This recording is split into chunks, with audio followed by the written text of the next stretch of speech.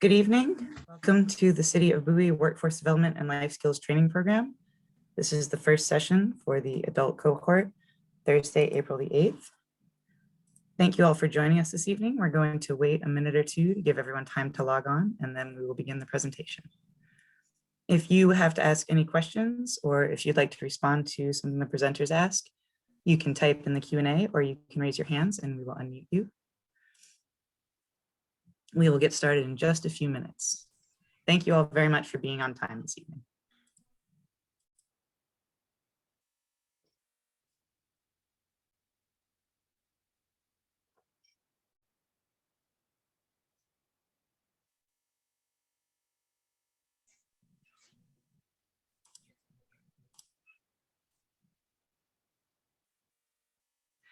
Thank you everyone for joining us this evening for the first session of the City of Bowie Workforce Development and Life Skills Training Program. My name is Kay Starr. I am the program coordinator. You all spoke with me on the phone during your interview before the program began. You all should have picked up at City Hall a blue bag with program supplies in it, including a workbook that goes with the life skills presentation. If you did not, please contact me to arrange a time to come pick them up over the next week before the next session. Again, if you have any questions or if you want to participate in the discussion, you can raise your hand and we will unmute you, or you can type your question in the Q&A. I will now turn the floor over to Jesse Buggs, the director of the Office of Grant Development and Administration, which is the organization that is putting on this presentation. Jesse? Okay, thank you very much. Good evening. My name is Jesse Buggs. I'm the director of the Grants Office for the City of Bowie. I want to thank you for participating in the program, particularly for your presence here tonight. We have some great information for you and some very knowledgeable and experienced trainers and teachers that I think you will enjoy their information as well as follow up with them after the program is over. Special thanks, of course, to the City of Bowie's Youth and Family Services for joining us in this effort and being the driving force behind the life skills presentation portion of this program. Most people think that you really need talent or money to be successful. And one of the things I'm going to talk to you about now is something that from the University of Pittsburgh, from their life skills training program, that I want you to actually write down. So I know all of you have a pen and a piece of paper, and this will take about 2 seconds. So you ready? From the University of Pittsburgh, from their Kathy and John Pelusi Family Life Skills Program, they say 10 things in life that require zero talent or money. You ready? The first thing is being on time. The second thing is having a good work ethic. The next thing is doing extra work or going the extra mile. The fourth thing is being prepared. The fifth thing is being coachable. The sixth is effort. Seventh is energy. Eighth is good body language. The ninth is a good attitude. And the 10th is passion.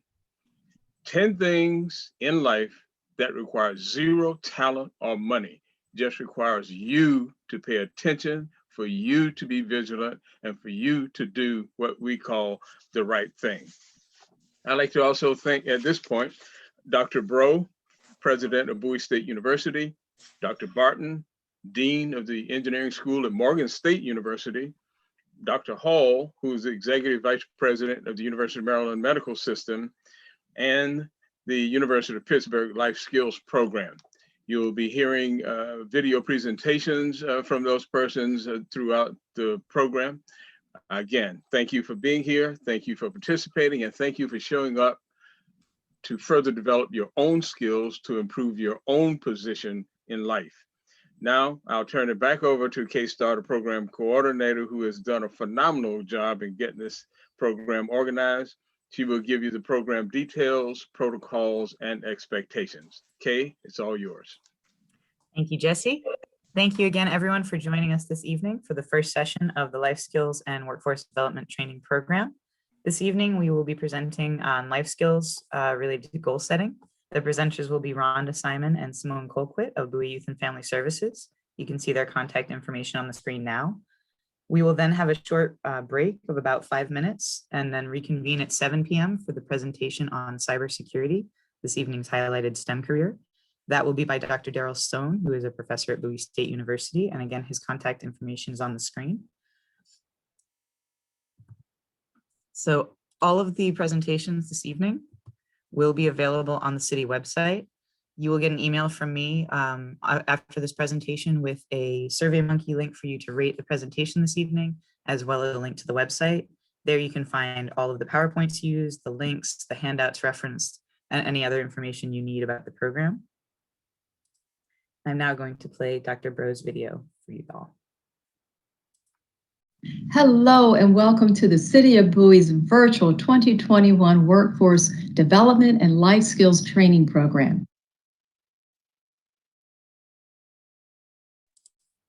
I am Aminta Bro, the very proud 10th president of Bowie State University, Maryland's oldest HBCU.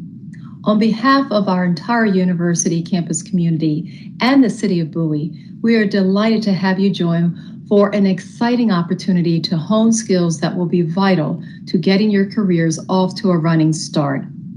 We at Bowie State University know firsthand the importance of pursuing a career in STEM fields.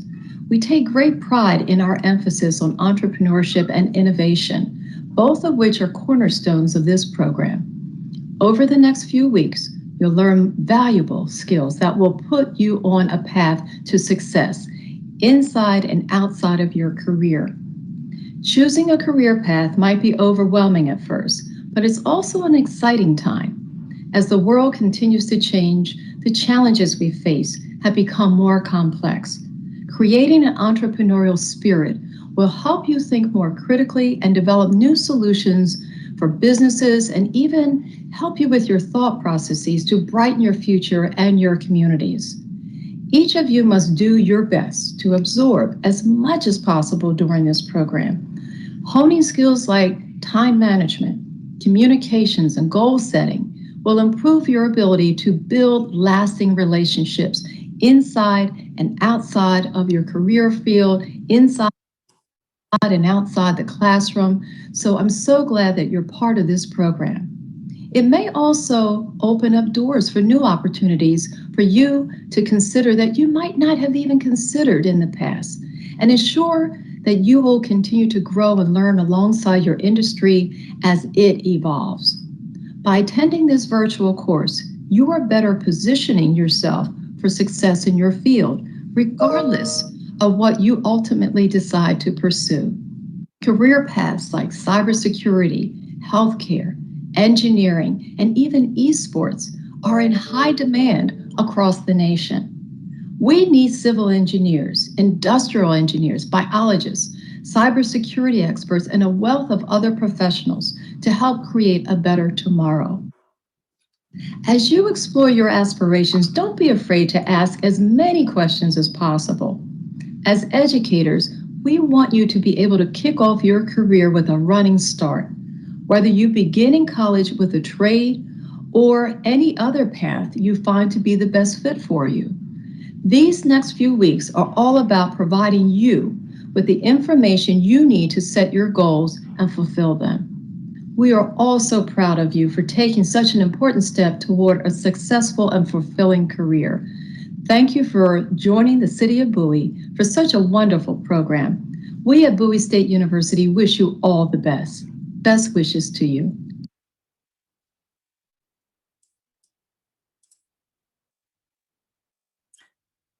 All right, and that concludes our introduction for the course this evening.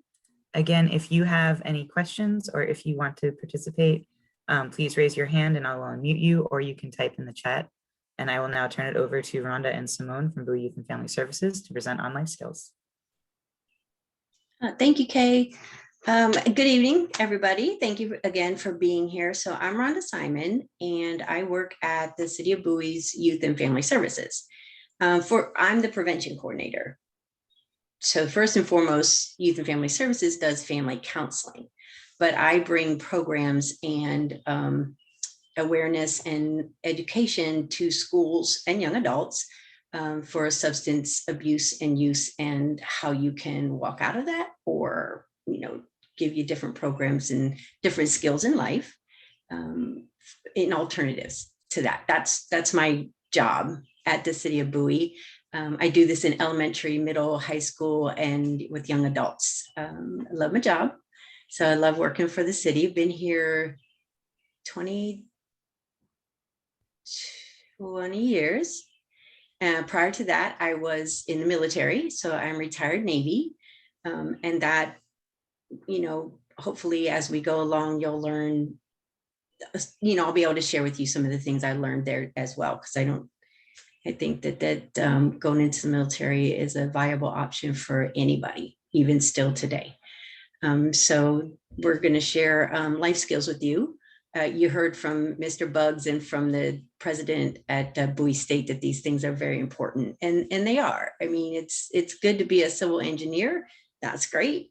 But that skill, every job I've gotten has been from networking, from people I know. So those skills are really important to success as well. Enough about me. I'm going to let Simone introduce herself while I pull up the screen sharing, okay? All right, thank you, Rhonda. Thank you, Kate. Thank you, Jesse. And thank each and every one of you guys for joining us tonight. We hope that over this course of time that you will be able to get some of the things you need to help to launch your careers and your path. Don't be afraid to ask us questions. I've been around Bowie a little bit over 20 years as well. I'm a marriage and family therapist. That's what I've trained to become. And so at the City of Bowie, I work in youth services where we work with families and help them with all sorts of mental health related issues, and also trainings in schools and in the community. And just happy to be here and so excited that we have so many participants on tonight who want to learn about this really important topic, setting goals.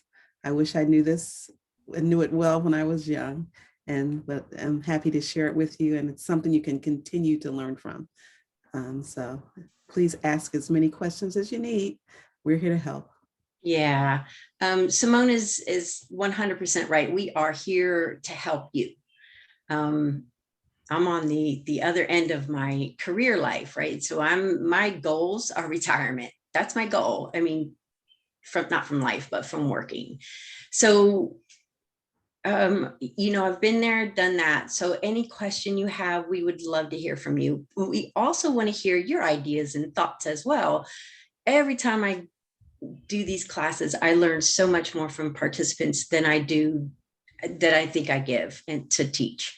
So when we say that, when I ask a question and I say, I want to hear from you, I really do.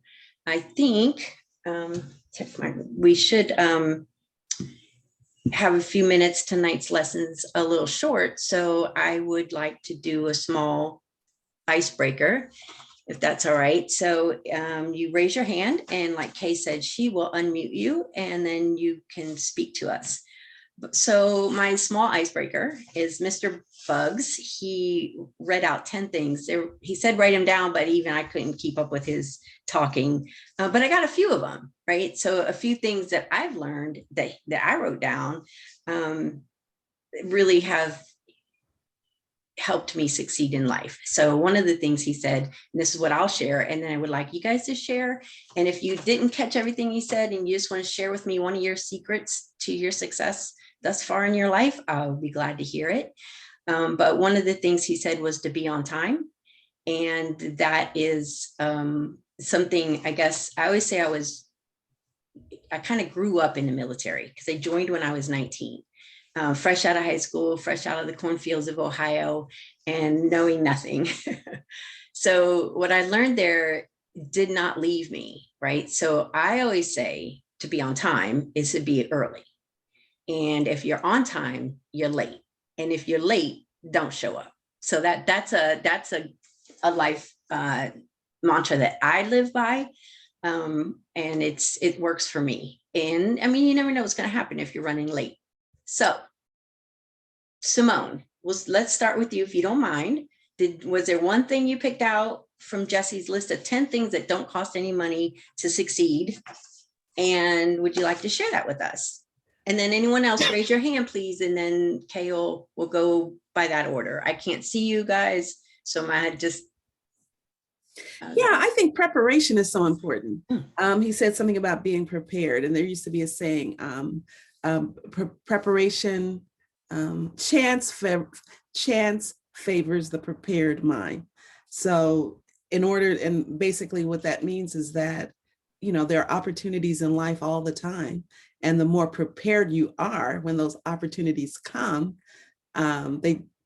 you're able to take advantage of them. Yes. So doors open, you have opportunities that you face unexpectedly, but being prepared and just coming with a sense of readiness and expectation can really boost your opportunities. Preparedness, that really rang for me.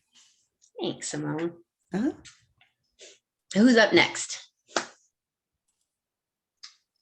If we don't see people raising their hands, we'll start volunteering people. You're all adults, so you must have had some success thus far in your life. So if you just want to share, something you've learned as you walk into adulthood, I'd be glad to hear that too. I didn't mean to put you guys on the spot. I don't know if there's tests. I don't give All right, tests. we have someone raising their hands. Okay. All right, Davina, I'm going to let you go. Unmute yourself and you can talk, please. Hello. Hi. One thing that I've definitely learned is that you should never turn your nose up at a source of knowledge, if that makes sense. Like some of the best lessons I've learned, even just life lessons, are from unexpected sources. I love that. Thank you. Absolutely, that attitude that we bring Right. really makes a difference. I think that's one of the things Jesse mentioned, costs nothing. Right. Yes. Thank you for sharing. Thank you. Excellent. Thank you. All right, anyone else want to share? You can type something in the Q&A too. Tips for success. Yeah, and the other thing I like too, Rhonda, is that being coachable. How do you come into a space ready to learn and to receive? Being coachable is so, sometimes people show up even in sports with natural talent and ability, but they just aren't quite coachable. And it ruins their future. So being coachable really shows a lot of maturity, and I think it gets you a lot of points. Yeah, definitely. Thank you. Well, if no one else is there to share, Kay, I'll just move along. So our course is life skills for transitioning into success. Usually we do this in the classroom with graduating or juniors and seniors ready to graduate high school and move on into college or the workforce. It is based on promoting healing and personal development, and it's by the Botvin Life Services. So this is all copyrighted by them, Botvin Life Skills Training, and we're just using their curriculum. So I said that. All right. So anyone who does not have the student guide, and Kay, I don't know how you did this the other night, but if you did not receive the student guide, we do have it electronically. If you want to, we'll be referencing the student guide. Because we do this in the classroom and we usually take over an hour to present each lesson, we go through it a little quickly. We do reference the book, but we don't always just follow it. We're, page for page. So if you want to see the book, we do have it electronically. And if you want to let Kay know, I can email you this link, and because it's accessible and free for you. Okay, use chat boxes for Q&A. So your aha moment. A lot of things that Jesse said when he was talking was that this is about your success. And I believe that 100%. No one can succeed for you. No one can do it for you. At the end of the day, the paycheck you bring home is yours. When you lay down at night, the only person you can blame for your success or your failures is you. So I hope that through this you'll get your own aha moment, which means, oh my God, I've never heard that before. I'm going to put that in my toolbox and I'm going to use that as a later date. That's how I consider my aha moments. Like, oh, wow, it just resonates inside of you. And you really just have to have that piece of nugget to live life. So I do hope you guys get your aha moments out of this course. Okay. Rhonda, we did have one question in the chat Yes. that I just wanted to address now because it covers a topic that you guys will be talking about later. Okay. So Joshua Blackwood wanted to know about financial literacy and bottom ground knowledge we should know as adults. And I know that we'll be doing a whole section on that. So I just wanted to answer Josh's question. We won't be talking about that tonight, but you guys are doing that later. Yeah. Yeah, definitely. There's a chapter in here on time and finance and money management. So we will be able to talk about that. And again, if you got questions that aren't covered, but you're facing real life situations and you'd like some, to know what we think, or please ask. Also, don't want to sit here and listen to myself talk for 45 minutes. So Simone, speak up when you want to, and anyone else got something to say, please speak up. I've been doing this course for years, so I get a little tired of myself. Okay, so we're going to do goal setting tonight.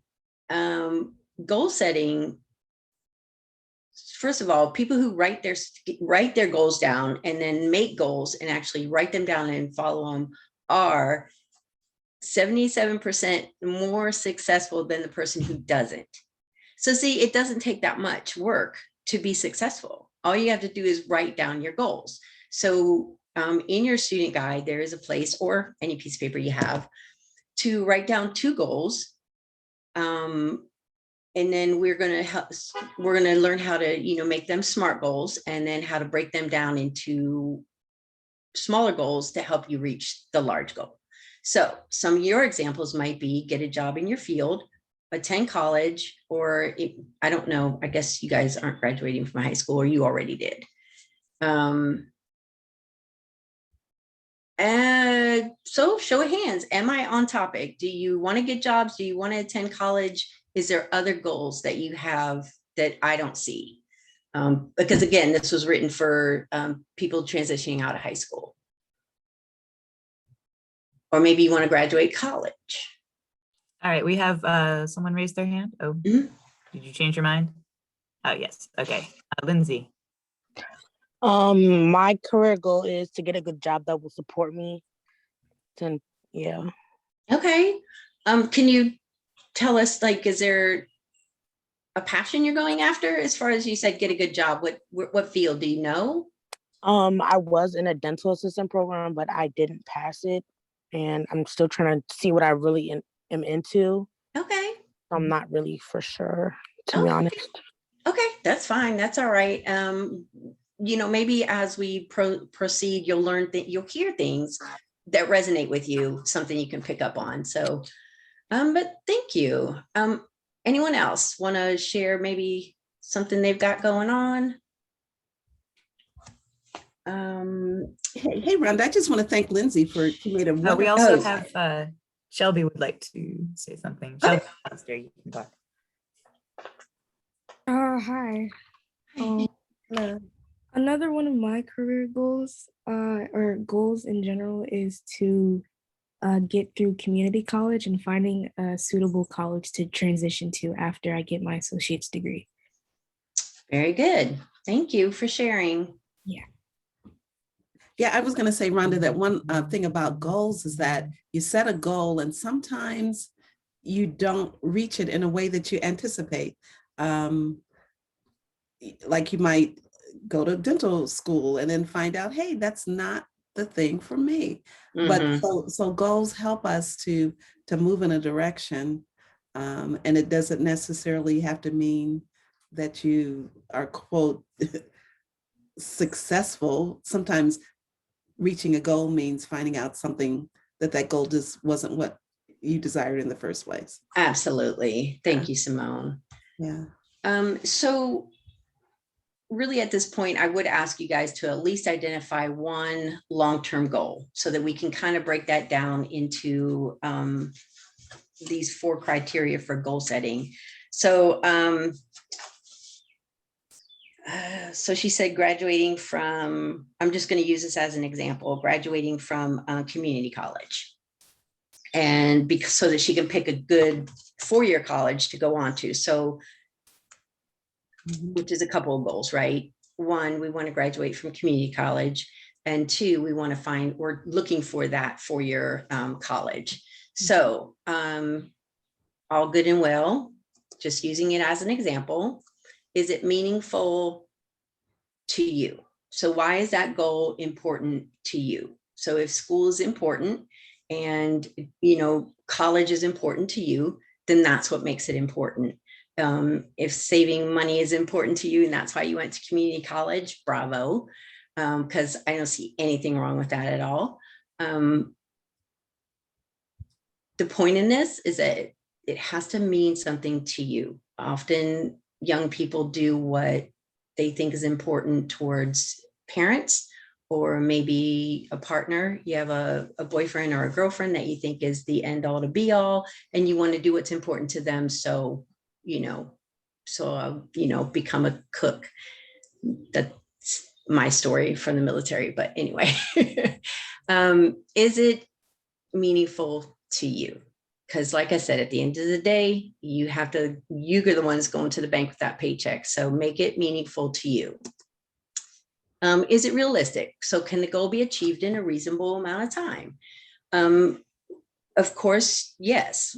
If we're using the one about graduating from community college and going on to a four-year college, then yes, there's definite time on that goal, right? So you know that even reaching graduation for community college has its steps, right? I have to pass this semester and then that semester. And then there's a time frame on that. And that's a very reasonable time frame.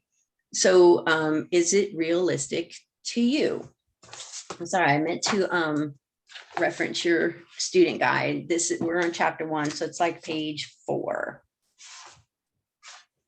I just wanted to make sure I referenced that because all of this is in your student guide.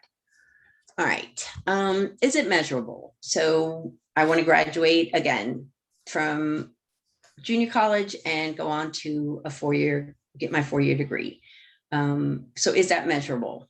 Again, yes, it is. So there's a plan, there's a time track, and I know that when I pass this semester, that's a measurement mark. And I pass that semester, that's a measurement mark. How many resources will you need? Going to college costs money. So that's something else that you need to look at. How are you going to get those resources? Are you going to get grants? Are you going to get student loans? Are you going to work your way through? And of course, working our way through college just takes a little longer, and that's okay. Just make that goal. And like Simone did say, it's very important to know that on the way to that end of that goal, I need to stay flexible because things will change. As I learn about finances, then I might not want to take out a student loan when I see how much that's going to cost me in the long run. So you might want to backtrack a little bit and then take a look at things again. So just looking at the resources that are available to you. Resources also include people. You're in this course here. This is a resource for you, right? Kay, the City of Bowie put this together. You're getting life skills and you're talking to people outside in the industry for STEM. These are resources for you. And so congratulations on picking up your first resource towards the completion of your goal. People are huge resources. People I know that I can go to for advice, or, like if I'm in college and I'm at graduation, if I'm really struggling with math and science, which I would be, I would go to a tutor. So people are, and those are just the resources that you need. Were you going to say something, Simone? Yeah, I was just going to say, so important to have those resources. It may be a college counselor. It might be, sometimes people have mentors or that they'll pick up along the way. Absolutely. Absolutely. Yeah. And your friends, because, study buddies. So, okay. Is your goal measurable? So yes. Is it manageable? So again, it needs to be manageable for me. Okay, so when I went to college, I already had 4 children. So my college looked a little different. It was manageable to do online, and it was manageable to do a few courses at a time. So it took me a little longer. I always say I got my 4-year degree in 10 years, but I finished it. And I'm very proud of that. I'm the first one out of my family to graduate from college. And I'm okay with that. So that was manageable to me. So you have to decide what is manageable for you. And then what does that schedule involve? And then take your first step. So graduating community college. So I guess the first step in that, if you're already in there, then making sure you maintain that GPA to graduate, and make sure that you attend classes on time all the time. And yeah, and so you can graduate on time. And as far as moving on to a 4-year degree, what I like about junior college is that in 2 years, they give you a lot of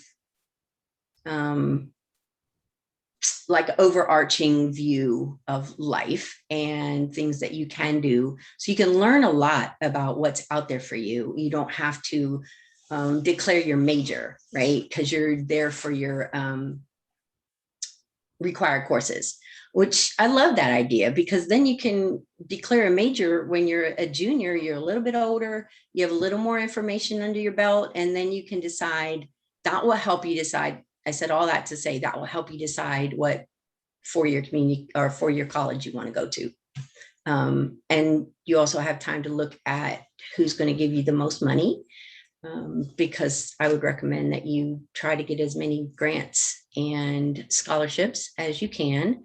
We had this one mentor in our courses like this, and she said that your full-time job should be looking for money, looking for scholarships, looking for grants, finding out how you can make college as affordable as you possibly can. And, you know, they're out there. So as soon as it comes to my mind, I'll think about that website. Its name has nothing to do with scholarships, but it houses like this whole bank of where you can get scholarships from, and you would be surprised what kind of scholarships are out there for everybody. I digress. Okay, goal setting. So that, hold up. A goal without a plan is just a wish, right? Life doesn't go far on wishes. Life goes very far. It goes very well when you have a goal and a plan to meet that goal. So a goal without a plan is just a wish. And, you know, I wish I could be a bodybuilder, but I'm not. And the fact is, I would like to be more physically fit, but I don't have a plan and I don't have a goal. So it's just a wish. I was just telling myself that today. So that's just my sidestep example of a goal without a plan is just a wish. Okay. So any questions, comments? Did it clarify anything for you guys? I hope that, you know, it helped, you know, give you some ideas anyway. Anyone, comments, suggestions? Okay. All right. So, all right, get a job in my field. The one young lady said that she was looking for a job. She wanted to get a good job to support herself. Very good goal.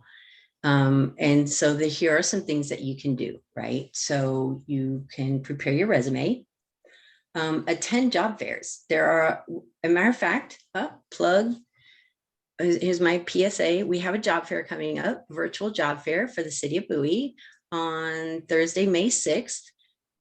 I will remember to send the link for registration to Kay, but it is, it's on our webpage, www.cityofbowie.org/job fair. Very easy to find. You can register for our job fair. So we have local employers joining us to talk about employment opportunities in our area. So please join us. Even if you don't get a job or you're not even ready to get a job, you're going to learn something from a job fair. You're going to learn what people are looking for. You're going to learn what kind of jobs are out there. You're going to learn how to come prepared to a job fair.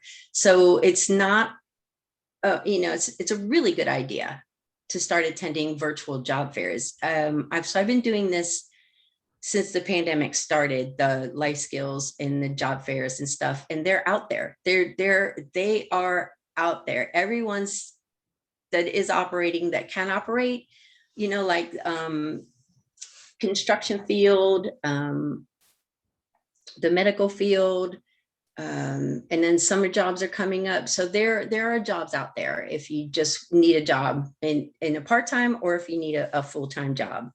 So we had our job fair back in March. I don't remember. We already had one this year and it was very successful. So that's coming up. So that might be a goal, right? Is that goal meaningful? Is it realistic? Is it measurable? And is it manageable? Yes, 100% you can do that. So not just our job fair, like I said, a lot of job fairs going on out there. The city of Baltimore had a job fair last week. Fairfax County had a job fair. So these are some really good job fairs that are out there and they're looking to hire young people.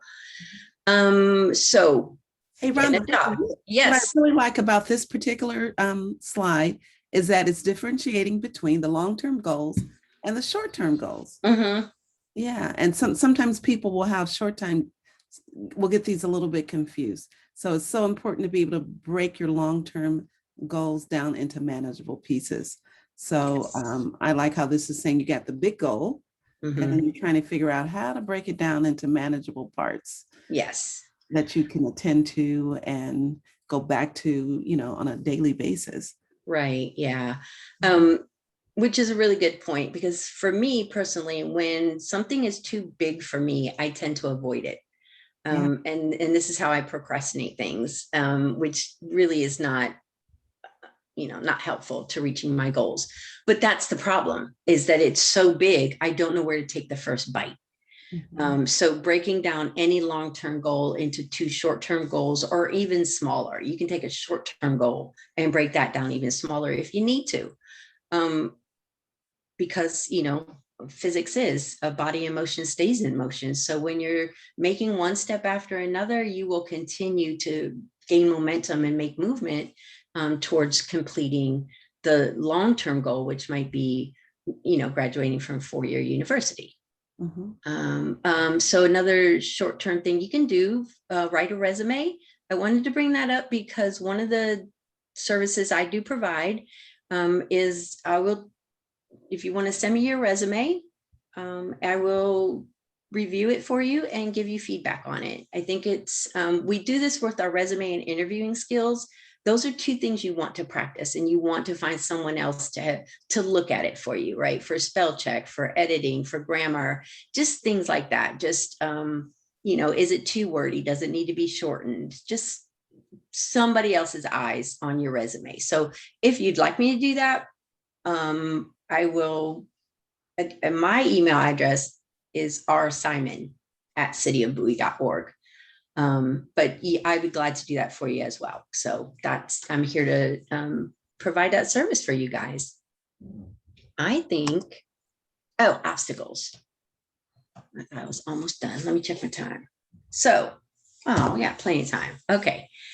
Student guide at page 5, activity D, reflect on your long-term goals and possible challenges. All right, guys, you're all young adults. Had to have had some success thus far. And I know that you can tell me what would be some challenges that I would have going to a 4-year university or even wanting to get a job. What are some challenges you're facing? What are some challenges you think other people might face in our area? I really want to hear from you guys because I'm tired of talking. And Kay, I don't see their names, so if you want to call them by name, I'll be happy with that too.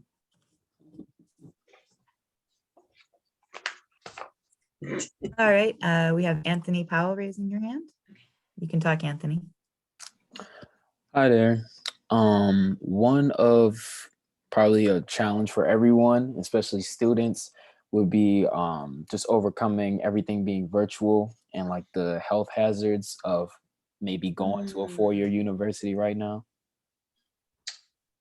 Very good. Thank you for sharing that. Appreciate that. Mhm.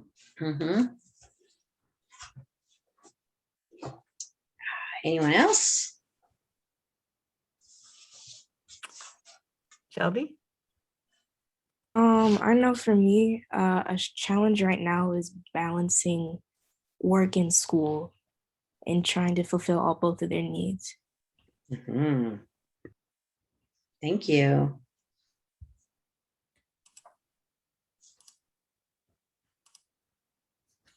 Anybody else? We haven't heard from Sadie or Stephanie.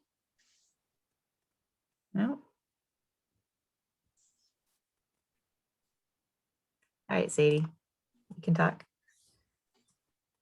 Yes, I think that I think someone already said it, but balance between schoolwork and homework and schoolwork and like working, and the balance between being online or the stress of being online.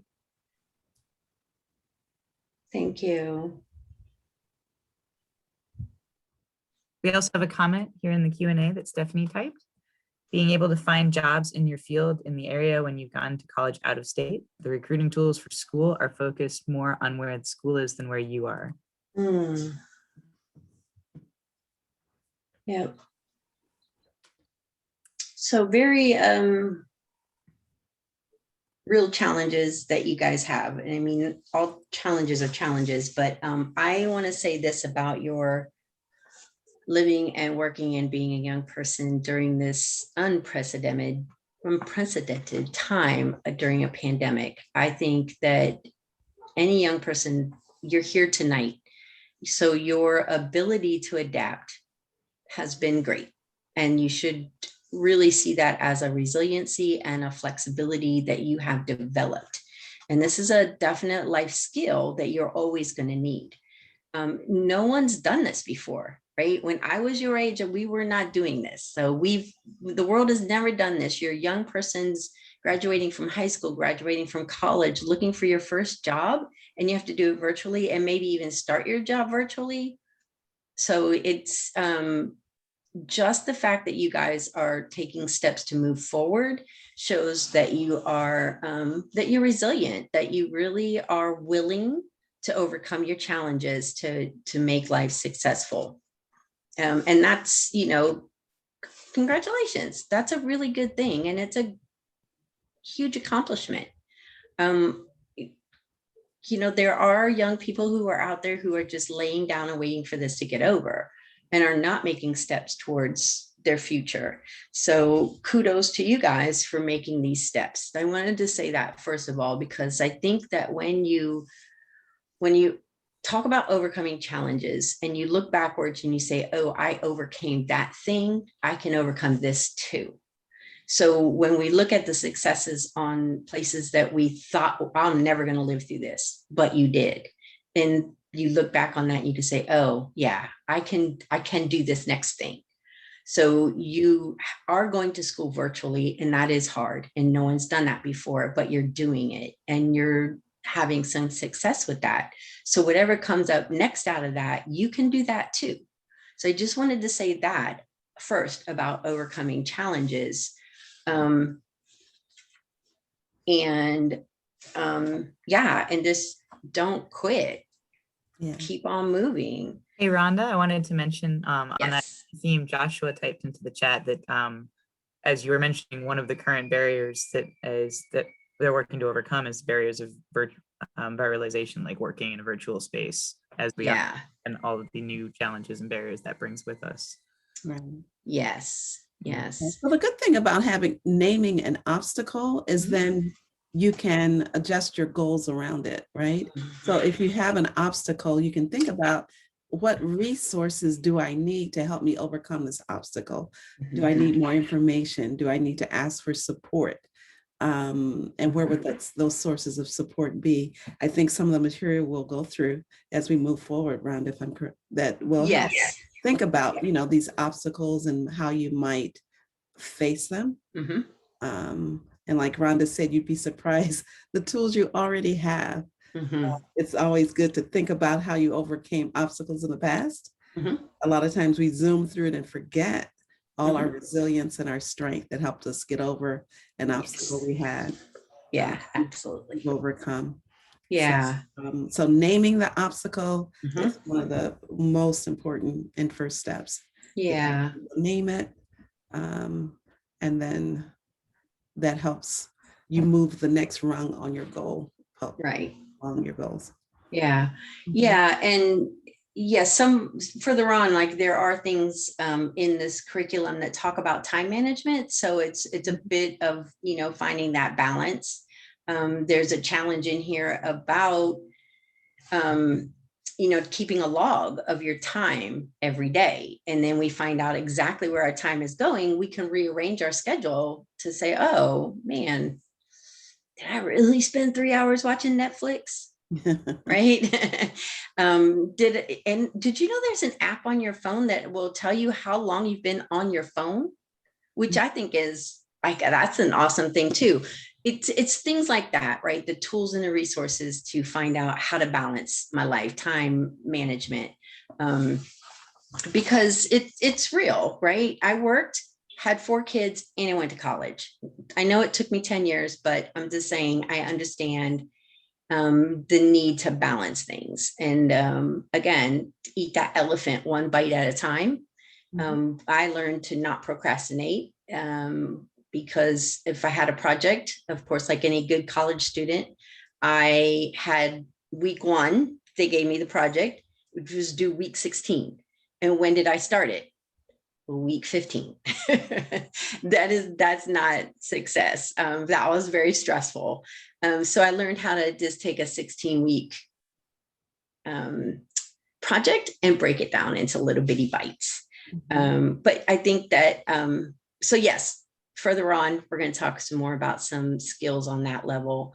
I do think the challenges, no matter what they are, Simone talked about it, identify your resources.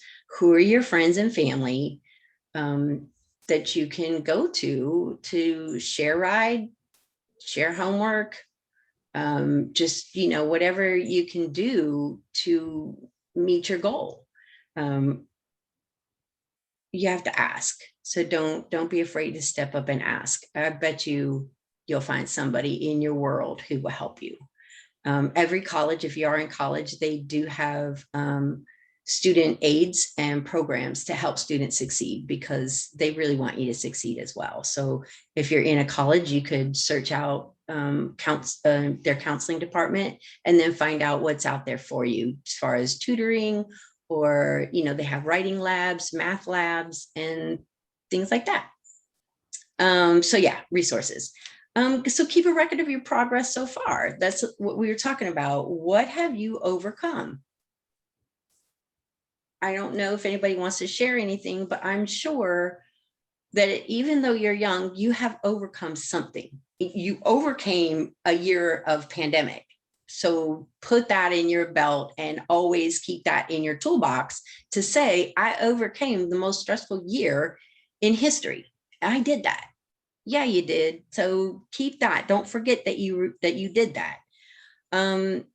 If something isn't working and it's not working out for you and you really don't need that thing, get rid of it. Which brings me to my PSA about drugs and alcohol. These do not serve us well. You guys are adults, so I'm going to assume you're of age that you can, I don't know, maybe if you're over 21 and you're legal, it still does not serve you well. And that's all. It just, we think sometimes we smoke weed or drink because in the moment it feels good. In the moment we think we're dealing with our stress. In the moment, I think I did work hard and so I deserve this. that's what it is for the moment, but it in the long run, it never ever serves you well. So avoid substance use and risk, and it also causes risky behavior, right? Maybe people, our inhibitions go down when we drink. So we do things that we might not do. We say things we might not say. Calling, texting, it just does not serve us well in the long run. So that's my PSA about substance and other risky behaviors that will derail you from your goal. So you can always, even if you do though, trip over an obstacle, please just get back up and keep on going, because tomorrow's another day. Keep a positive attitude and use your mistakes as an opportunity to learn. If something failed, why did it fail? Not just because I'm a failure. That's not why anything fails, because I am not a failure. You are not a failure. Something went wrong. Either my behavior, I did something, or somebody else's behavior, or a pandemic hit, right? Things happen. So identify what those are and see how you can work around them. Some of the ways that will help you do some of the things I'm saying is that if you journal, right? So if you're keeping a record of your goals, you're writing them down. If you're keeping a record of, how you met them, or how you're going to meet your goals and things go wrong, you'll write that down too, which is a really good way of learning where we went wrong and to get back up and keep on going. We have 2 minutes, I believe. Kay, we're on time. Yes, And this we are. is, okay, so we talked about that. Yep. So we're done. Some support, right? As like I said, look out for your resources. So we are available. There's our number, and then there's community crisis hotlines. There's always somebody you can talk to. That's how I feel about that. So I say that it sounds flippant, but I know it's not always easy to pick up the phone when you're in a crisis to call somebody, but it's worthwhile. So go ahead, Simone. Yeah, I was just going to say, asking for help is a fundamental skill whenever you're setting your goals and trying to move forward, as an adult. And these are, especially during these very difficult times that we've lived through and continue through this multiple pandemics, that asking for help, there's no shame in it at all. People are available to help. We are as well. And, it helps you to move through the obstacles and to achieve good success. Yes. Yeah. All right. Thank you. All right. So thank you, Kay. I'm going to stop sharing my screen now. I don't know if anybody has any final questions or if we have time for questions, but that's all we have for tonight. We thank you all for being here, and I look forward to seeing you next week. Thank you. All right, thank you, Rhonda. Thank you, Simone. You're welcome. Be well. If anyone, again, has questions for Rhonda or Simone that you want to send them offline, their contact information is available on the city website, and all of the presentations and information they presented this evening is also available there. Someone typing in the Q&A, thank you guys for the presentation. Thanks, Joshua. So we are now going to take a 5-minute break. We will reconvene at 7 p.m. with Dr. Daryl Stone of Bowie State University. He will be presenting on cybersecurity this evening for you guys. And it's an excellent presentation. So we will reconvene in 5 minutes. Everyone get up, stretch, move around, and get some water, and we'll come back in 5 minutes.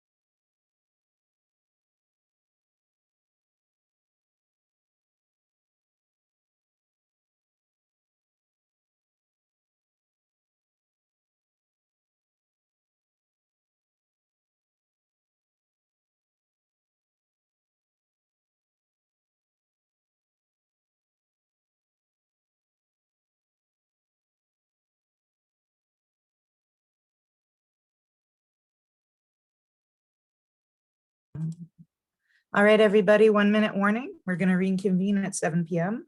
We'll have an introductory video, and then we will proceed with the presentation on cybersecurity. 1 minute warning, everyone, please come back to your computers and get back from your breaks. We're going to start in 1 minute.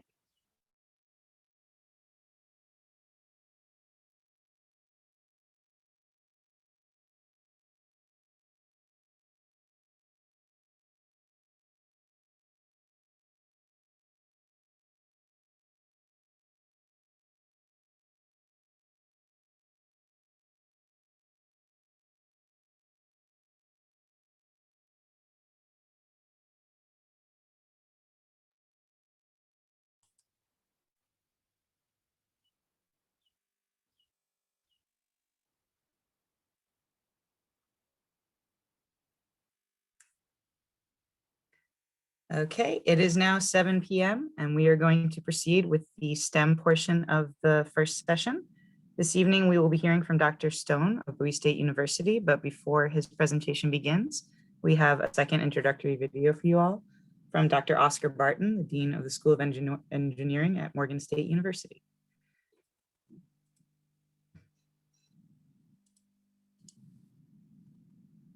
Welcome to the 2021 City of Bowie Workforce Development and Life Skills Program.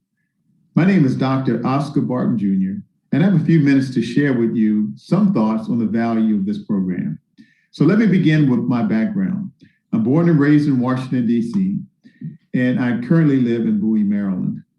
I received my bachelor's degree from Tuskegee University in mechanical engineering. I later returned to Washington, D.C. to receive my master's degree in mechanical engineering and my PhD in applied mechanics. I've always wanted to be in the classroom and to teach. So my first academic position was as an assistant professor at the United States Naval Academy in Annapolis, Maryland. Later, I rose to the rank of full professor, one of only 3 in my division of engineering weapons, and I led the faculty as the department chair for 4 years.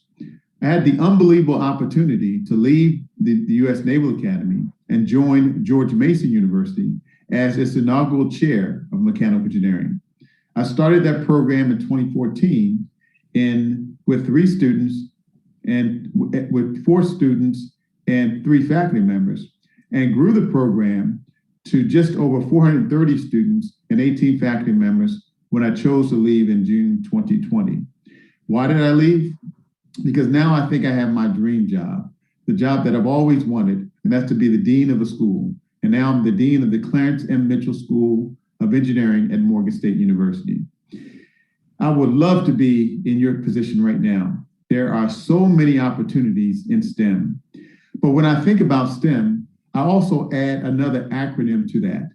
I add the acronym CPR. What do these letters stand for? C stands for curiosity.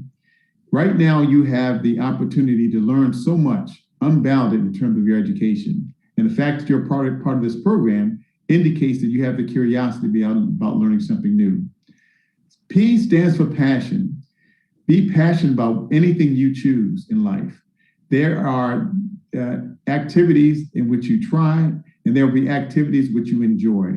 Those in which you enjoy the most drive your sense of attention.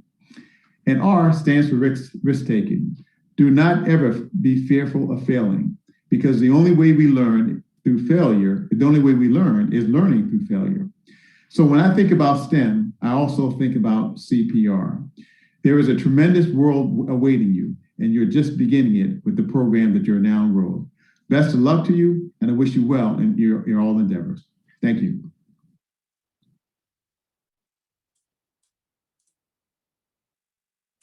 All right, with that, I'm going to turn it over to Dr. Stone. And Dr. Stone, you should have the ability to share your screen with your presentation, but let me know if you can't, and I can open it on my computer. Okay, let me check right now. Looks like I do.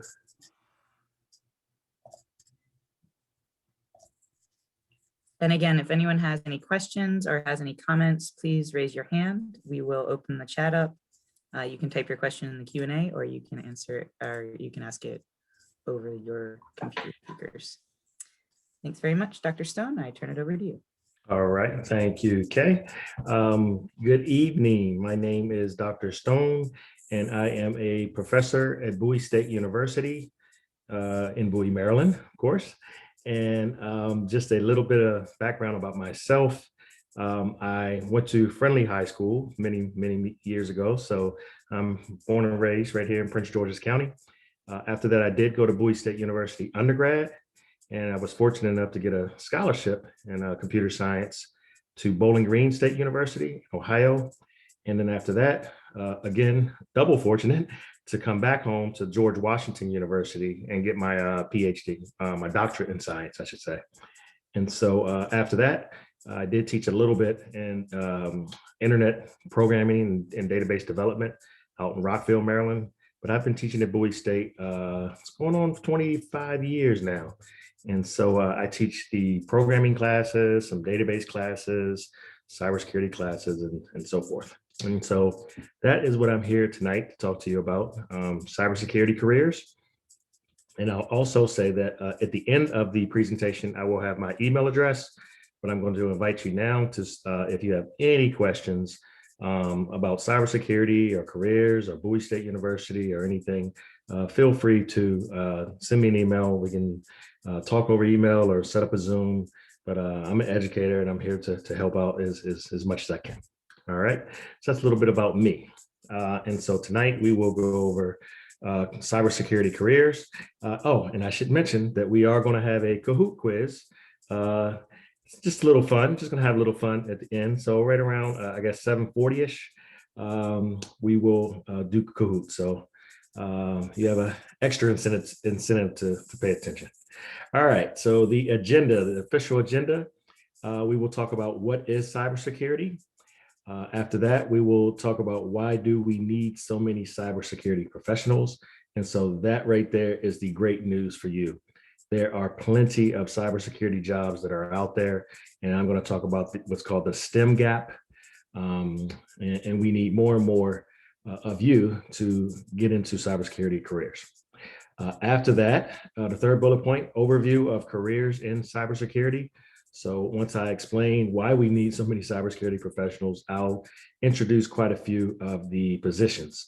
There is a handout that was made available on the website, the City of Bowie Workforce website. And I will summarize some of those. I didn't put everything on the slide, but I'll summarize some of those. After that, we'll talk about some of the benefits of careers in cybersecurity. And I know the big one that stands out with all of my students is the salary. And we'll talk about that. Getting started with cybersecurity for free. And so, yes, there are resources that are available. The majority of them are out on the web, the internet. And so I'm going to point some of those out at the end as well. All right, so that's the official agenda. So what is cybersecurity? Cybersecurity, oh, I forgot tonight, I actually have my marker, I can mark. Cybersecurity is to protect.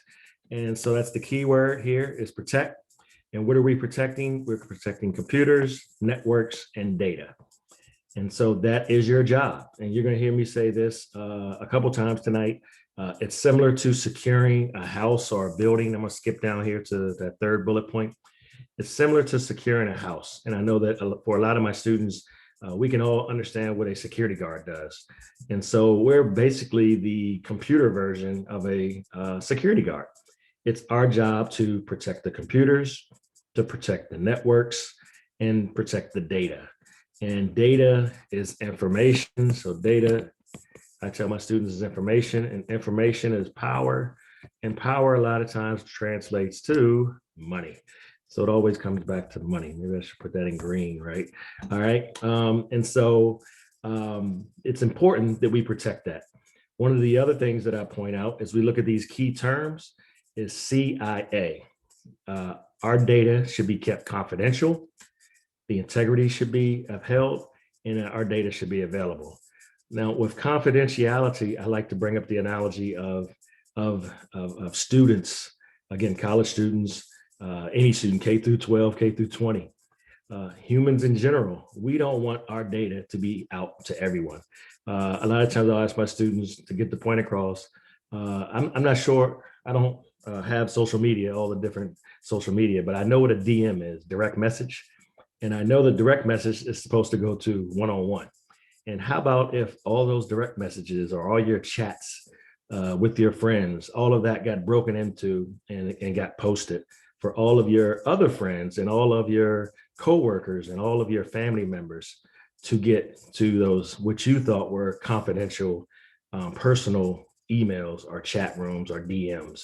And so when I mention that, I can look and see when we're face to face, I can see my students looking like, oh boy, I don't want that to get out. I don't want all that information. Well, it's the same thing for businesses. Businesses pay top dollars to cybersecurity experts, such as you can be that, to help them make sure that their data does not get out. Salaries, trade secrets, healthcare, all of that is confidential information. And so we have to protect that information. So that is the confidentiality. The other one is the integrity. Integrity means that what you see in the database is what is accurate. And another analogy I like to share with my students on that one is salary. If your salary is supposed to be $85,000 and the database says that it's $25,000, well, now we're going to have a trouble when payday comes because you're expecting much more money on payday. But the integrity of the database was off. The integrity means it was wrong and it did not come back in your favor.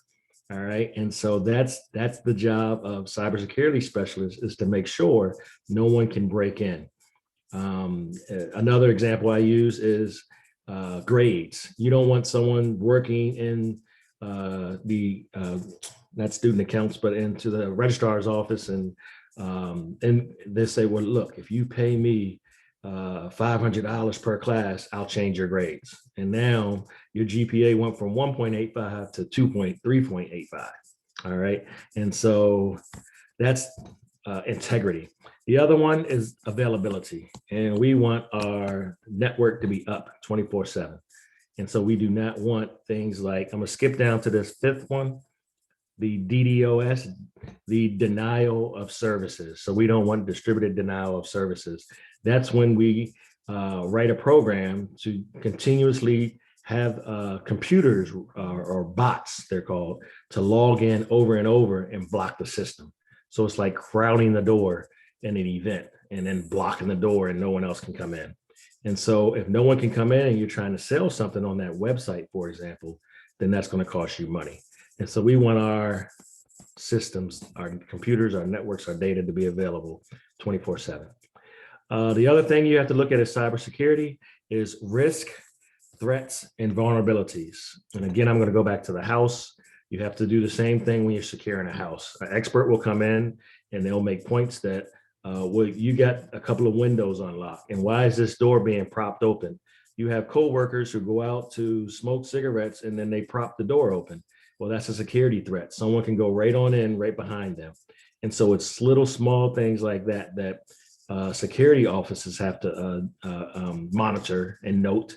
And it's the same thing with cybersecurity specialists. All right, we have to be on the lookout for these down here: malware, ransomware, phishing. And so before we talk about those three, if you look down here at the bottom, our risk, what are the risks that we run as we own businesses and have networks and data out there? Business disruption, we talked about that. We don't want to lose money. That's business, financial losses, same thing. If Amazon, for example, goes down, wow, now we're talking about millions of dollars per minute that are being spent on Amazon. But no worries, they have networks upon networks that back up each network. Financial losses, loss of privacy. Again, that goes back to personal. Again, if you have emails that are being read or distributed, that's your privacy, that's private information. Data to ruin your reputation. You have an impeccable reputation, but all of a sudden, when we start looking at your emails and seeing what's going on, and I think that's happened to politicians before. Loss of confidence. People can lose confidence in your company company has a bad name, if certain things get out, some legal penalties, certain things about health have to be protected. If they're not, you can be sued. Impaired growth, loss of life. And so those are some of the risks. Well, risks are equal to the threats. So what is a threat? Who is a threat? All right, angry employees, dishonest employees, criminals. Most of the time it's a inside job. All right, and we know that from our brick and mortar buildings. Most of the time, if someone breaks in or someone's trying to rob the place or taking money, it's an inside job, someone who works there. And it's the same thing with the computer. But terrorists, outside competitors, hackers, all of those are your threats, and we need to protect against our threats. And then the other part is vulnerabilities. Where are we vulnerable? The software could have errors, broken processes, hardware could be inadequate. So all of this has to be tested routinely, like fire drills. As a cybersecurity expert, you have to test those and make sure we're safe. All right. Let me see. Did we cover malware? Malware is software that is going to cause harm. And so you may have gotten emails before, and they say, download this. What's that game that my nephews play all the time? Call of Duty. You can see the new Call of Duty, and you can play it for 5 minutes.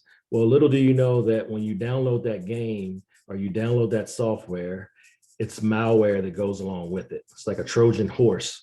You think you're getting one thing, but it's bad news that travels with it. And then later on, the malware actually causes harm to your computer.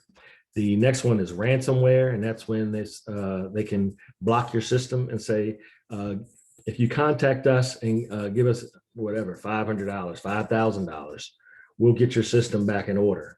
All right. So they take data and they say, well, we'll give you your usernames and passwords back if you transfer money. And so that's that ransomware. And the other one is phishing.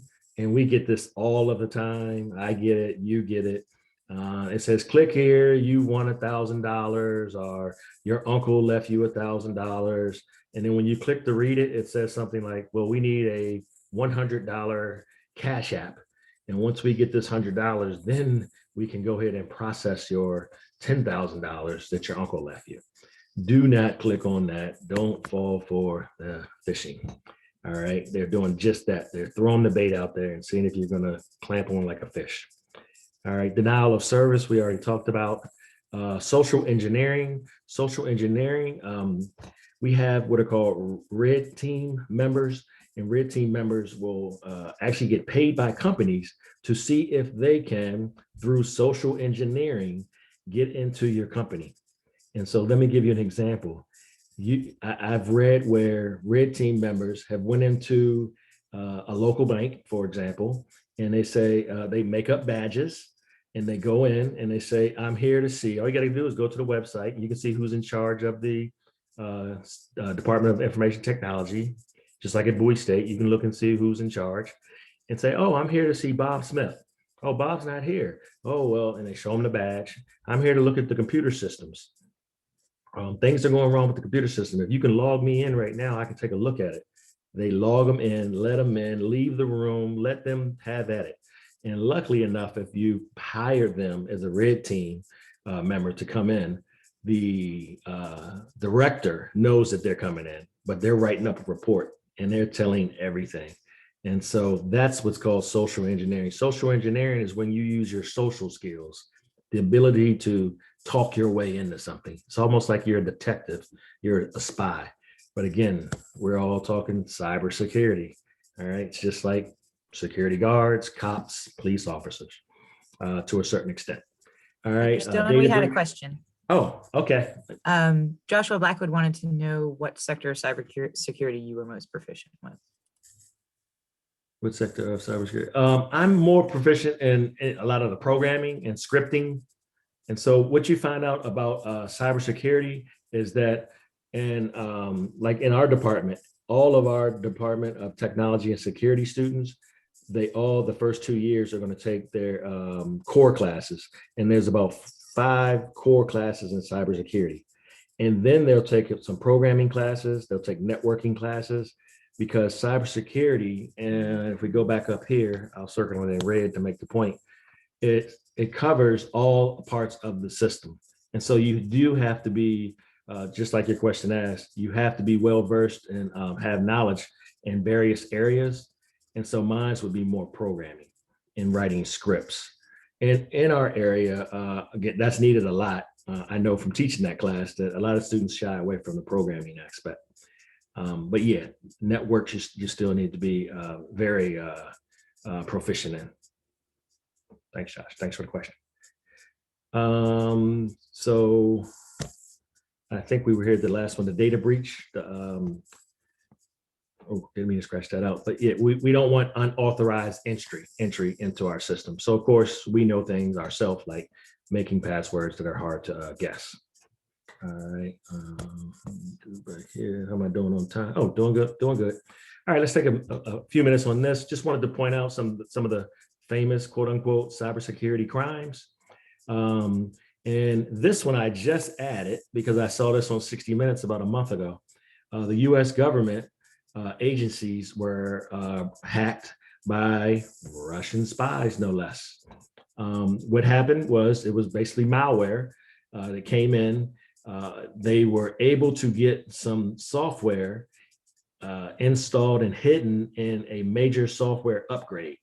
And so when it was a HR package, if I remember correctly, and when that HR package was updated in these government agencies, behind the scenes and also installed with it was the Russian programs. And eventually it was found out, but it still got into 18,000 government and private computer networks. All right, and again, so big right there that it made 60 Minutes about a month ago. Facebook I listed up there because everyone's familiar with Facebook, and 267 million IDs and phone numbers were hacked into. And again, remember I said that data is eventually turns into money. And so that's what they're trying to do. They're trying to sell your information. And so if they can get this information from Facebook and they can find out that a certain portion of you like sports and a certain portion of us like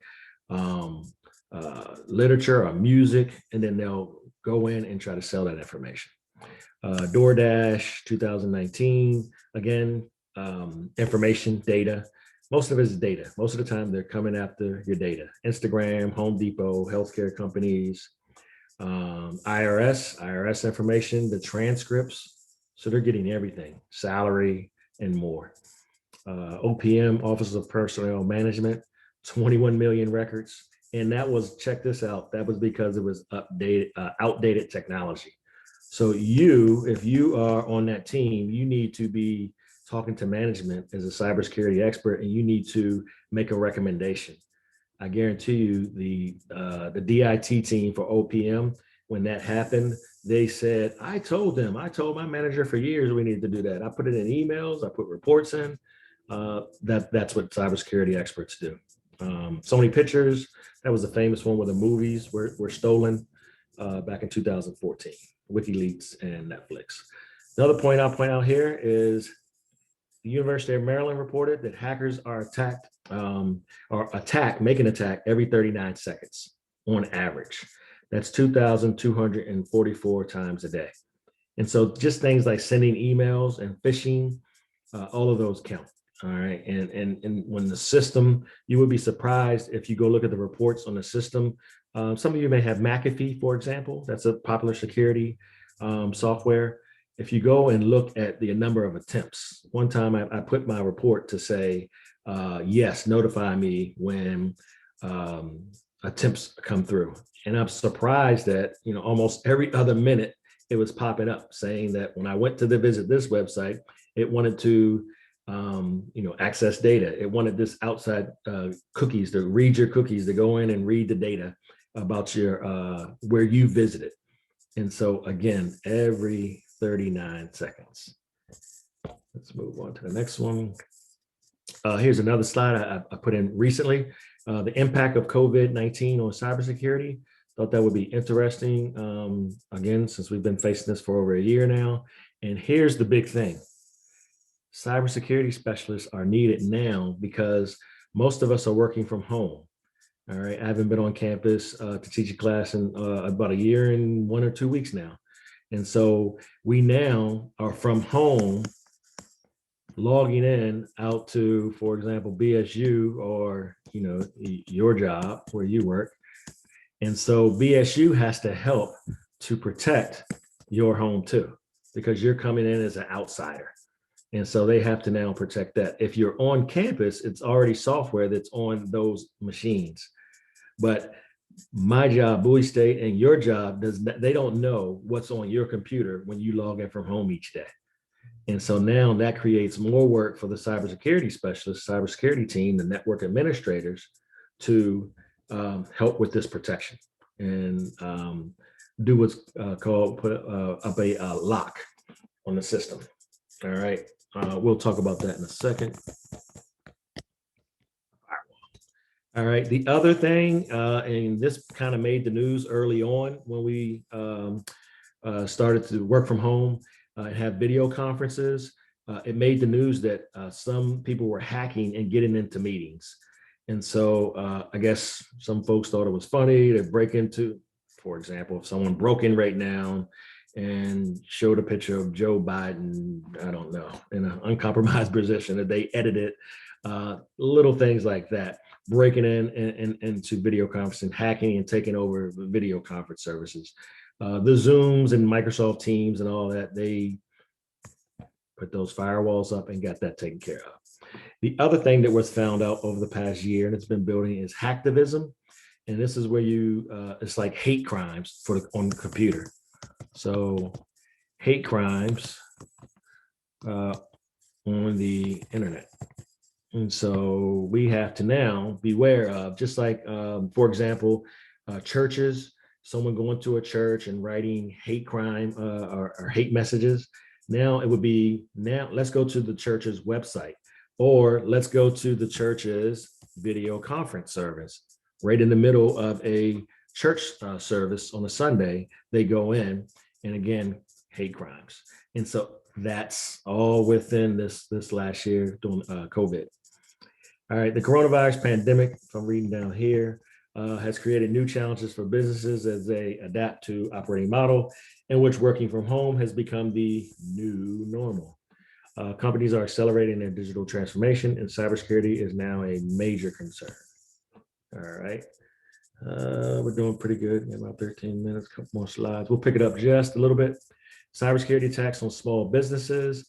Cybersecurity attacks now cost companies $200,000 on average. Circle that in green because we're talking about money. $200,000 on average, putting many businesses many companies out of business. And you might say, well, how are we losing that? Again, sometimes companies are getting sued because information is being released out. Trade secrets are going out and more. 43% of online attacks are for small businesses. All right, let's think about that for a second. Most small businesses would think, if you're a small business owner, nobody's going to rob me. Nobody's going to break into my building. I'm small time. All right, nobody's going to break into my computer. No one will want to access my information, my data, because I'm a small time. They're going to go after the big buddies, the big boys. Well, guess what? Most of the time, the bigger companies have the money to put the security out. And so the hackers, they try to get in there, but when they can't get in there, then they say, I'm going to go pick on the small peewee. I'll pick on the small business. I'll get up in there. And so that's how they end up getting there. And they are the favorite target. All right. Because they figure, I got more success by going for the small targets. And if I hit enough small targets and get enough data, and I get some ransomware and charge them, I'll still make my money. All right. So again, it's a fight every day. It's offense and defense.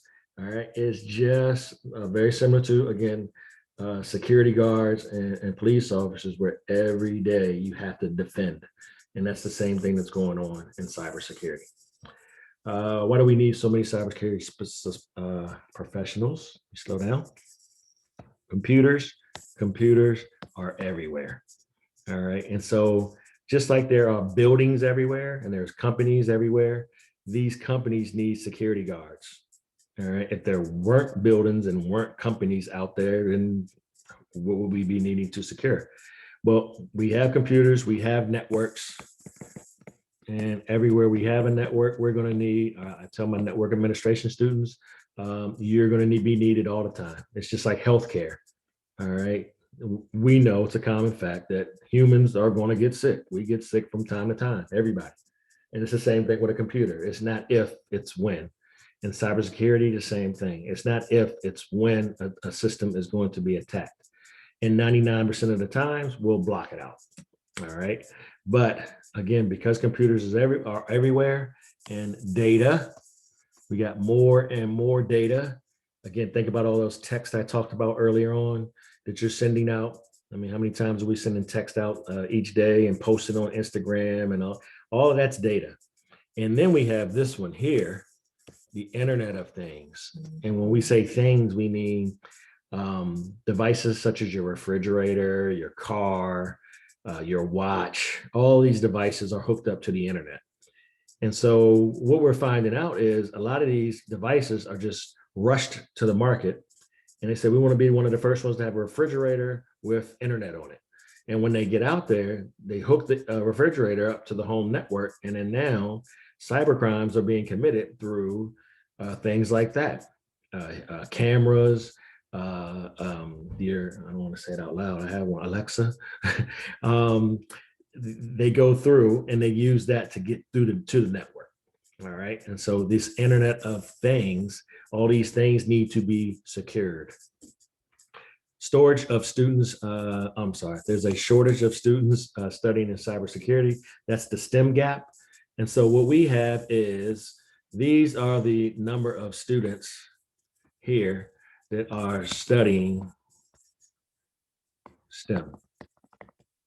All right, and these are the number of jobs in STEM. And so here's that gap. We need more and more students to study because the jobs are staying here. All right, it's not as though the jobs are going to go down. We need more students to study STEM to get those jobs. All right, and so again, here's another quote here. Amount of data that we produce is mind-boggling. 2.5, I don't even know how much that is. I wish I made that much money right there. 2.5 quintillion bytes of data created, let me point this out, each day. All right, each day. Again, that's a lot of texting, a lot of tweeting that's going on. I don't do a lot of texting and tweeting. All right, we got about 8 minutes. We got a few slides. We're right on time. Under my thoughts, I think we're on time. How to combat cybercrime. Here it is. I already pointed it out. Let me put that in red. Firewalls. All right. Firewalls are, I left that out there. That should be hardware and software. All right. Oh, that's professor's lazy way of saying, spelling out hardware. Let me not do that. All right. If you were in my class for a long time, I would get away with doing that HW. Physical barriers, here's your hardware. And so these are like doors. You shouldn't ever be able to just walk into a building, walk to the third floor, walk in the computer lab and log in, no problem. It should be some type of person up front. There should be doors that are have padlocks on them and num locks, and you got to put your finger up to it and all that good stuff. The other one is you should be monitoring. Yeah, no, where's that picture? Okay, you showed me that the other day. Here it is. You should be monitoring. See how this young lady here is, that's her job, is to monitor. And if that screen beeps or some red comes up, then she'll contact the other directors and managers and let them know something's going on in the system. All right, intruder alert. All right, we must have policies and procedures. That's how you one of the ways you combat crime. It's the same thing. Again, in the building, we have to have policies and procedures. How many people are we going to have at front gate? How many people are we going to have walking the halls? Do you walk the halls every hour or two? Well, it's the same thing in cybersecurity. We're going to have firewalls. We're going to have software, usernames. Do we want usernames with passwords? And the passwords have to be this type of authentication. And so the cybersecurity experts all work together to make these policies and procedures. And if something doesn't work, you go back to the drawing board and you try again. All right. Real quick, NIST, all right, which is the National Institute of Standards and Technology. This is their plan. They said if when you're working on this, you want the first thing you do is you identify. All right. Again, think of the house. You identify what are the weaknesses of your house. You need an alarm system. All right. Do I need to buy a dog? The dog can bark. Yeah, maybe I need to put a gate out front. I don't know, but you need to identify your weaknesses, your vulnerabilities, and then you can work to protect it. And then you work on detecting it. And if anything happens, that's when you respond. And if something happened, you have to recover from, and then you start back over. All right. And so that's what NIST puts out there for us as cybersecurity experts. All right, let's go. We got 5 minutes here. Overview of careers in cybersecurity. You have the handout available online, but let's look at this. This one I want you to pay close attention to because this could be you. This summer, next year, next month or two, start looking for entry-level cybersecurity professionals. Again, it's just like the police academy. No one's going to go in and be chief of police in 1 day or 1 month or 1 year. But however, there are folks who join the academy that, like this young lady is doing here, that they may answer the phones. They might do something small, but you're in that circle. And then you can start to move up into, again, this is like security administrator, security analyst, security auditor, security consultant, security manager, and all those are explained in the handout. All right, this is programmer. That's a lot of what I teach, programming, writing the scripts. That software that needs to be run, that's what we work on. Network managers are also part of the system cybersecurity team. Penetration testing, that's when we're hiring folks to come in and try to break the system. All right, and then we have competitions. I got to point out that Bowie State University, we work in cybersecurity and hackathons and competitions. And the red team is the team that is trying to do the attack. All right, and the blue team is the team that is on defense. So they try to stop them. So they stop the red team. No, you can't get in. And then the next day, Bowie State may be going up against another school and they switch the roles. And so we put up a system and we try to identify when these systems are being broke by the other team. So it's the red team and the blue team, and it's a competition. And so, again, it's like a fire drill, if you will. All right. And then companies hire red teams to come in and test their systems. Cybersecurity sales. Let's say you're a great salesperson. You may be selling now. You may work at a car dealership as a salesperson. You could take those skills on how to sell and sell to these folks up here. You want to sell the software that's out there. All right. And then business development, you're going to go out and find people to buy the software that's being made. So you might not be the best in writing programs or a network administrator, but you can sell it the same way you don't make cars. But you can sell a car. It's the same idea. All right, let's go to this one. The benefits of careers. This is the big one. My students love this. Most of the time, sometimes we lose. I'm not gonna say most of the time. We lose students because after 2 years, they get jobs and then they say, oh, you know what? I think I'm making enough money, and they'll try. Dr. Stone, I'm gonna leave. Don't leave. You're almost done. You only got 2 more semesters. But Dr. Stone, I got a job making $85,000. Later on in life, you can get double that. Don't leave. But we do sometimes. And sometimes they'll come back. You can eventually become a consultant, work for yourself, or you can own a business where you employ others. All right. So you can work for yourself, or you can say, I'm going to let others work for me. The workplace environment and teleworking. Well, before COVID, this was a big thing that a lot of cybersecurity and STEM employees could work from home. But now, for the past year, a lot of us have been working from home. But it's still a benefit to point out. Eventually, folks are going to be asked to come back. And then, not to make this too quick, but everyone sees that big word right there, free. That word catches eyes. For free, you can go out and look at Cybrary. which is online tutorials, and they're going to help you to learn cybersecurity. It's specifically put out for networks and cybersecurity. And you can go from beginner, intermediate to advanced topics. All right. It's not just for those who already have prior knowledge. They'll start you from the beginning. Another one, and I'm known even in my family, I'll say, Google it, YouTube it. I'm a teacher, so I can't help but tell someone, hey, go look that up. All right. Same thing. Look up cybersecurity. You can teach yourself a lot. Khan Academy, they have online classes. They have a bunch of universities that put classes out there. So you got your Harvard, they'll have a class maybe in business, and a lot of different universities. Check Khan Academy out. And then certification training. The more certifications you get, the more profitable you are, or marketable you are, and that's more money. All right. This is not free. All right. I wish we were, but Bowie State University, we have my department, the Department of Technology and Security, and I had to mention us as an option.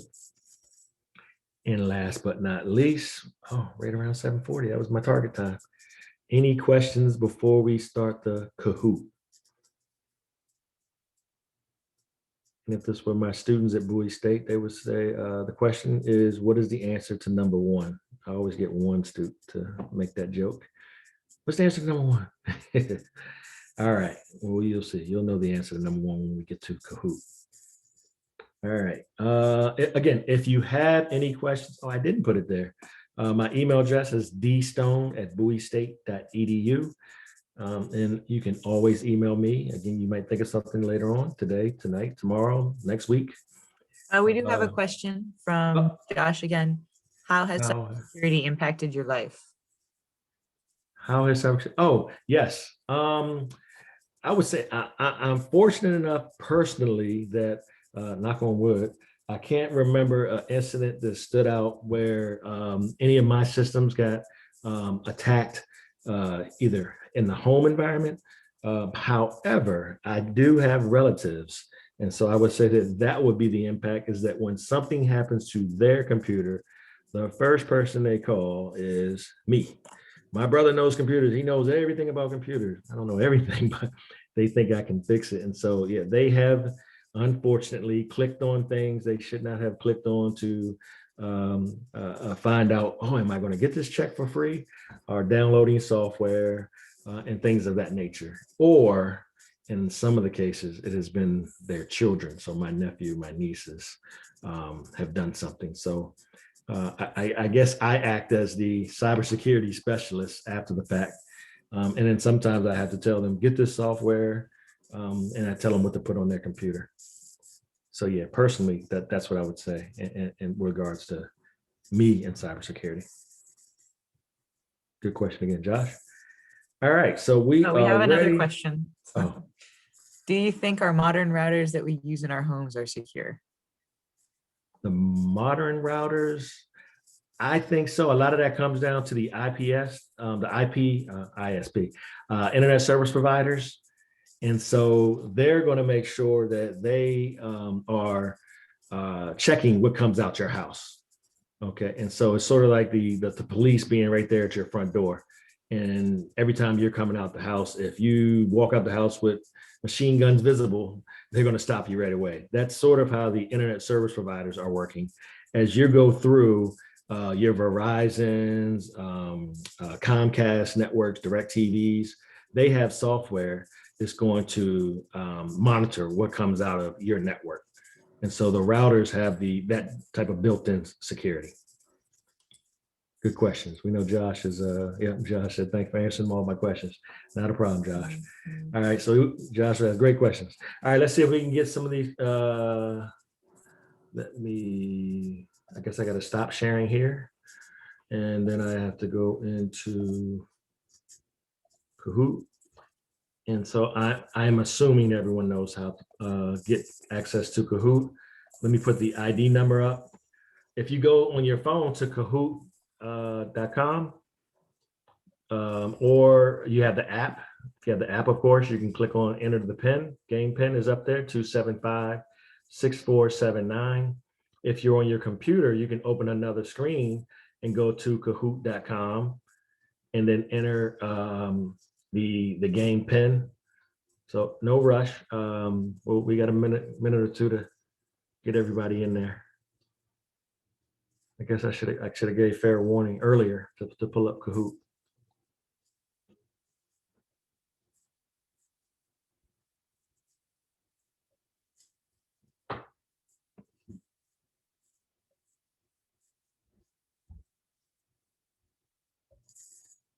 All right, we got our first contestant. Lindsay's here, Josh was here. And we have 7 students, Ms. K. Yeah, we have 7 people who've been attending, so I hope that all 7 of you guys will join us for the quiz. Please. This is the fun part. You get to see who wins. That's right. We're going to test your knowledge. Let's give everyone 1 more minute to log on and then we'll get started. Okay, fair enough. All right, 1 minute, buddy. And if you want to write the pin number down, I think they can still jump in.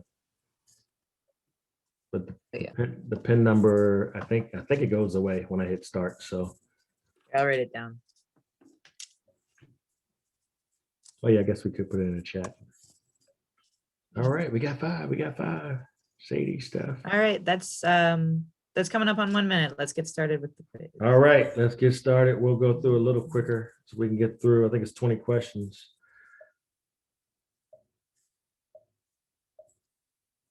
All right, question 1. Cybersecurity can be defined as creating databases, browsing websites, protecting computers, data, and networks, or protecting your building.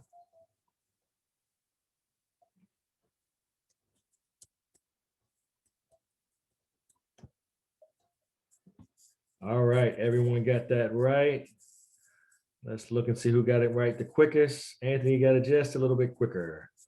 All right, so we won't spend as much time on the scoreboard so we can get through these questions.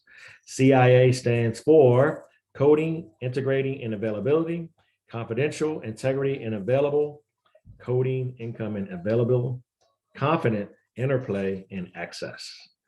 What do we say CIA stands for in cybersecurity? All right, very good. Confidential, you want the data to be confidential, you want it to be correct, and you want it to be available 24/7. All right, things are still pretty close. Well, Anthony and Josh are trying to separate a little bit, but Lindsay's right there. Next question, which software is harmful to your PC? Malware, slimeware, bugware, internet browser. All right, excellent. Malware, everybody got that correct. Let's see who got it correct quick. So everything stays the same. All right, Lindsay has a hot streak, 3 in a row. Number 4, risk is equal to threats times incidents, actions times hits, tables times vulnerabilities, or threats times vulnerabilities.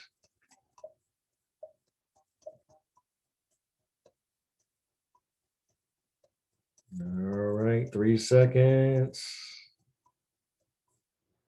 All right, all 4 of the ones that answered got it right. Threats times vulnerability. What are the threats and where are you vulnerable? That equals your risk. Hopefully you have 0 threats, 0 vulnerabilities. So then you have 0 risk. That's not how it happens though. That's why we need you. Anthony's hot, he's still up top. Trying to separate a little bit from Lindsay's, Steph. All right, number 5, 43% of online attacks are aimed at universities, personal web pages, small businesses, or Facebook. 4 answers. Small businesses. Yes, the small businesses think, well, nobody wants to attack me. Well, I'm not worth it. Oh, yes, you are. They'll come after you when they can't get to the big companies. All right, Josh makes a move up and he's still holding on. Which software protects our computer systems? Browsers, Instagram, fireware, or firewalls? All right, excellent, firewalls. Group is hot, they're all hot. Everybody stays the same order. All right, it should have a hot next to everybody. Everybody's doing great.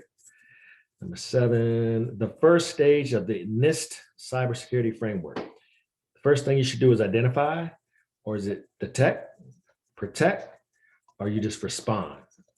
What's the first thing that NIST says you should do in your security network? Yes, the first thing you need to do is to identify, go through and assess the whole system, see where we're weak, make a report, address it. All right, Anthony holds on to first, Joshua and Steph takes a move up to second and third. Number 8, which job does not require a college degree? Security manager, entry-level cybersecurity professional, cybersecurity administrator, or the red team leader? Which job does not require a college degree? All right, yes, entry level. Okay, I wanted to point out, and especially in this group here, that we need entry level cybersecurity professionals. So take a look at that later on. All right, now Steph and Lindsay make a move back up, but Anthony's holding on. Which team is on defense, protects? Red team, gold team, blue team, or green team? Which one is protecting? Talked about these simulation battles. The blue team, yes, it's the blue team's job to do the protecting. All right, playing defense. All right, Josh from jumps Lindsay. They're going back and forth there. It's a close little battle. Second, third, fourth.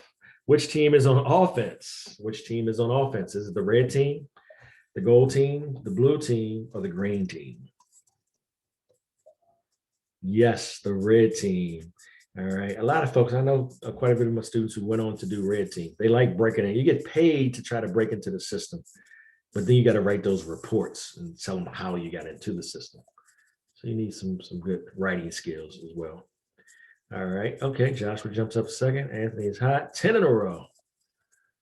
Number 11, cybersecurity salaries range 10,000 to 25, 75 to 99, 45K to 125K, 200 and up. Whoa.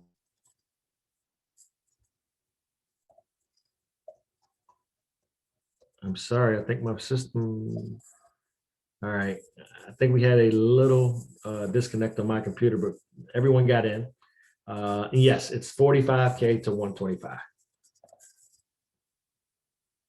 Right. Whoa, Lindsay makes a big jump from fourth to second, and Anthony is rolling.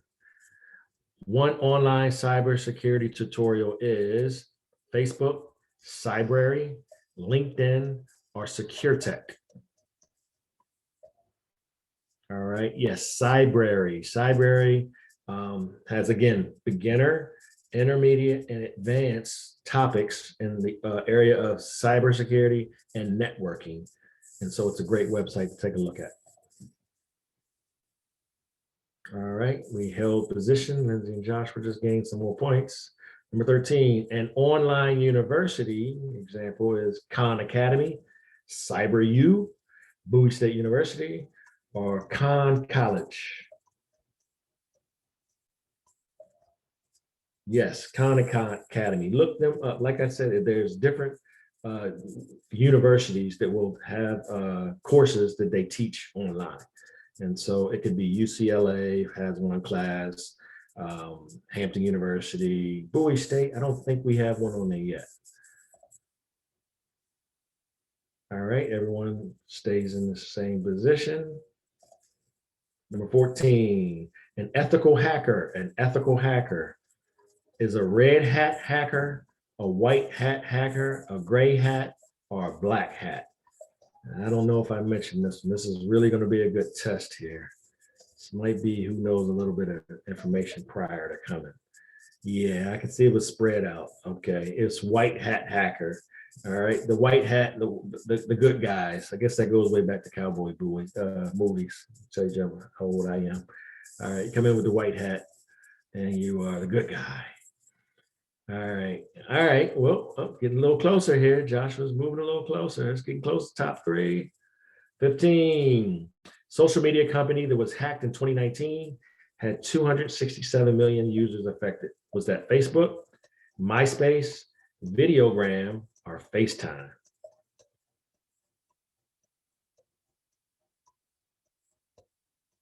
Wow, MySpace. Let me see. Yep, Facebook. You're correct. Everybody got it right. Oh, Joshua got it right quicker. And he just edges out Anthony for first. So we have, I think we're entering into true false. We got 5 minutes and 5 questions. We're entering the true false. There are more jobs in cybersecurity than students graduating with cybersecurity degrees. Is that true or false? All right, that is true. That's that STEM gap. We have so many jobs out there that are going unfilled, and we need you to help fill those jobs. All right, Anthony takes back over first. All right, it's close, it's close. Everybody's doing great. True, false? Hackers only hack large companies. Is that true or is that false? All right, everybody jumped on that real quick. That is false. And yep, everybody did it so quick that everything stayed the same. True or false? Certifications decrease cybersecurity salaries. You go out and you get, if you get certifications, it's going to bring you. Yeah, that is definitely false. All right, most of our students, they combine their degree with a certification. And again, you can look online and do a lot of studying and get certifications, like network certifications, network administration, and so forth. All right, everything stays the same, and we are getting close to the end. Number 19, 2 left. A bad social media presence could prevent you from getting a cybersecurity job. So watch out what you're posting out there. That is true. Excellent. I'm glad everyone got that right, and you know that. Companies today, I don't care actually what you're applying for. All right, no matter where you work, trust and believe, companies now are going out to look at your Facebook page if you have one. If they can get to your Instagram, they're going to go check that out. They're going to see what type of person you are. Colleges are doing that to students when they register, all right, to see how they're going to act when they get in those dorm rooms. And we, let's see, Anthony's holding on. He's real close with Joshua Lindsay. All right, here we go. Last question. True, false? You must have a master's in cybersecurity to get a job in cybersecurity. Is that true or is that false? You have to have a master's if you want to get a job in cybersecurity. Uh-oh, I hope my network isn't going down. I don't see any answers.